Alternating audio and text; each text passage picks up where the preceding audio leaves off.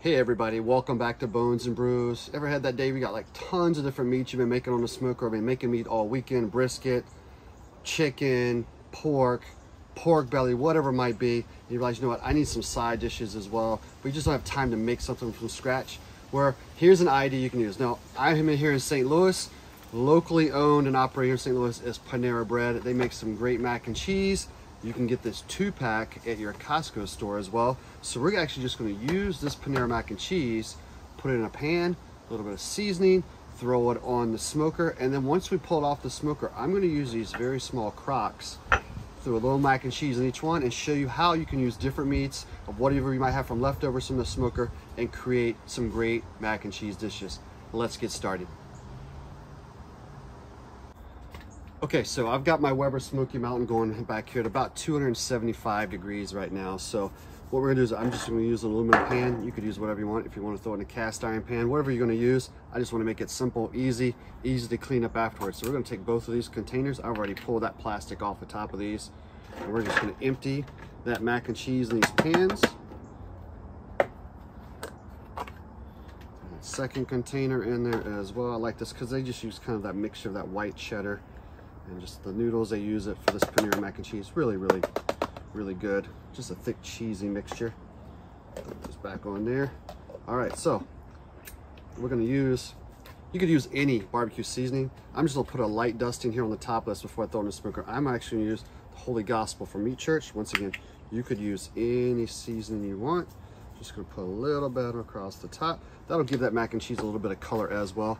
So we're gonna take that pan, throw it in the smoker. I'm gonna let it warm on that smoker for about 45 minutes, and then we'll pull it off the smoker, start putting it in those small crocks. While we're doing that, I'm gonna go inside, get some of those leftover meats that we're gonna use to dish these off as well, and some other toppings. Let's get this on the smoker. All right, everybody, so we've gotten everything off the smoker. What we're gonna do is take this warm mac and cheese, start filling these small crocks. All these are smoked meats that have come off. They're all cold, so I'm going to put a little bit of meat on top of that mac and cheese in those crocks, throw them back on the smoker just for a few minutes just to warm that up just a little bit, and then we're going to come back and top everything off. So let's get started. I'm going to start by go ahead and using my ladle here and just fill these up with that mac and cheese.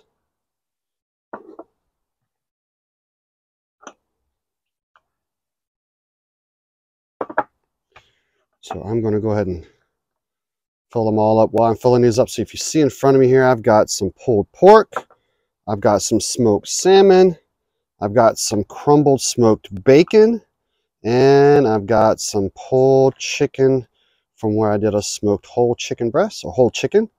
All right, I fill that one up. That one's going to be a nice fat one there. There we go.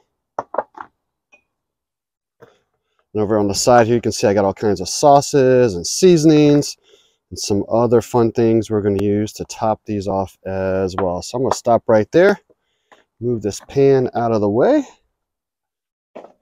and let's go ahead and start topping these off. So I'm going to take these mac and cheeses, and here's what we're going to do. I'm going to start right here with a little bit of pulled pork on this one. Make sure I get a good shred on that. Just place some of that right on top of that mac and cheese. Over here with the smoked salmon, I'm going to take some of that salmon, do the same thing. Let's lay it and pull it apart just a little bit on top. And then for this third one, I've got some crumbled bacon. Let's go ahead and top that off right in the middle. And last but not least on this one, we are going to pull some of that smoked chicken. This was from the breast of that whole chicken. Some more of that white meat, but you're welcome to use whatever you want. And what I'm going to do now, pull these gloves off, is before we put them on the smoker as well, I'm going to go ahead and hit them all with just a little bit. So I'm going to start with some seasoning, and then we'll come back and put sauces on when we pull them off. This is Lucky Lola's. It's a brand from right here in the St. Louis region as well. This is their salmon rub. It's a really good rub. So I'm going to, that salmon one, I'm just going to put just a dash of that there on that one. And then for my chicken one, we're going to do one that's like a buffalo chicken style. So a couple of things. These are 2 seasonings from Hot Charlie's, also local here in St. Louis. This is the hot sauce, or the ranch dust. Even when you open it, you got to hold it away from you. It'll make you sneeze. Put just a little bit of that on there. And then also Hot Charlie's has just the hot sauce dust itself. Put a little bit of that on there as well. All right, my friends. And then what we're going to do, the one we're doing with that bacon, I'm going to put some Meat Church hot honey hog on this one. All right.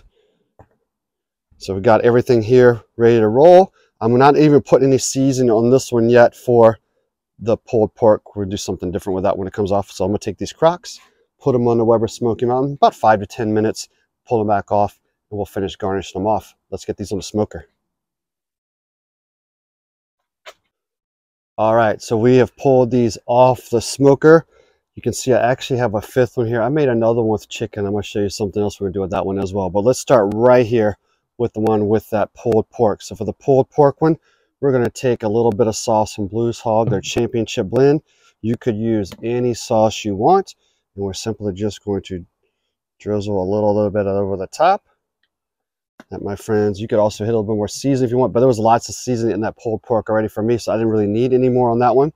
On this chicken one, this is the one we use a little bit of that ranch dust and that hot sauce dust. So we're just going to come back, top it off now from Blues Hog, their wild buffalo sauce. Once again, you could use any of your favorite buffalo sauces as well.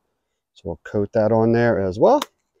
All right, and then next we're going to come to that salmon. For the salmon, I'm going to give a little bit different taste of barbecue. We're going to grab that Bakken's Japanese barbecue sauce, and we're going to put some of that on top of there for this one. All right, and then we'll come to this next one here. This one is the one with just that bacon. Because it has that bacon on there, I'm really not going to hit it with much sauce. I'm going to top this one off with some jalapeno on the top. All right, and then I could throw anything on top of that one I want. Maybe some ranch dressing, maybe some blue cheese, whatever you want, however you want to make that for yourself. This last one we got here, this last chicken one, for this one, for this chicken, I just threw some season, just a regular barbecue seasoning on there and all-purpose seasoning. But now what we're going to do on top of this chicken is we're going to hit it with some Mike's Hot Honey. So this will bring some heat to that one. And then now let's add some other things to the top of this. Let's start over here with that chicken with the Mike's Hot Honey. Utz potato chips. They make a Mike's Hot Honey chip. So we're going to take a few of those chips. And we're going to crumble them up and crumble them right on top of that as well. So they will stick into that hot honey that's already on there. This next one here, with this one here with that bacon and jalapenos, just to give it a little bit of a flair as well, we're going to add some tortilla strips. You can get these anywhere. Just crumble up some tortilla chips if you like as well. This one's to add a little bit of color for us on top of that one. All right, next we're going to come over to the one with the salmon. I'm going to add some green onions around to this one. All right, this is the one with that barbecue, or sorry, that buffalo sauce. This is a great one too. I think I'm going to go ahead and add, since I'm cut up a lot of those green onions, we'll throw some of there on there, that one as well. This one with the barbecue sauce on the end. I am going to take some crispy onions here, this big old bag we got from Costco. Place just a few of those on the top. And that, my friends, are just 5 different ways to take a store-bought mac and cheese. We use that Panera mac and cheese. You could grab even like the mac and cheese pans you get at Costco. They're already pre-made. Just make it easy for yourself since you got a bunch of things going on with smoke anyway. Some other ideas, maybe smoke some shrimp, throw those on there, maybe a little Old Bay seasoning in that mac and cheese. Maybe you got some crab meat, throw it on there.